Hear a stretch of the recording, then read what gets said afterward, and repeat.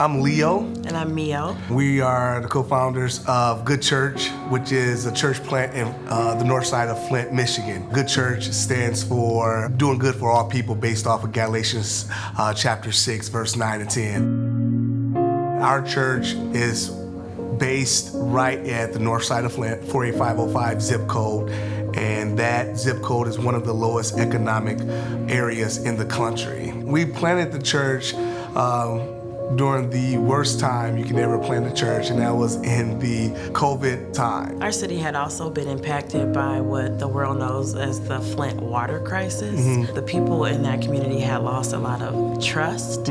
Seeing us open up in that time where they didn't trust medical professionals, they didn't trust the government, they didn't trust each other. It was just unreal how they responded to a church. Yeah, and we really were looking to embrace them. We started to hand out food. One of the neighbors, and this is a direct quote, said, "We know where to get food." And so our very next question was, then what do you really need? And they said, access to clean clothes. And that right there blew our minds.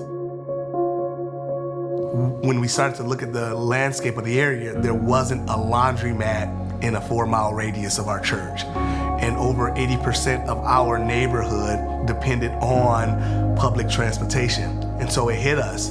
This is how we can be a solution to our community. People don't want to get on a bus with their dirty clothes, but when you have dirty clothes, you don't want to go anywhere. People don't go to work, they don't go to school, they don't gather with their families because they don't have clean clothes. So when we started Good Church, we also started Good Laundry, creating access to clean clothes. Just a difference introducing a laundromat into a dying community can make. It will increase academics, increase income, increase relationships and fellowship and community just by introducing what so many people take for granted, a washing machine and a dryer. That's it.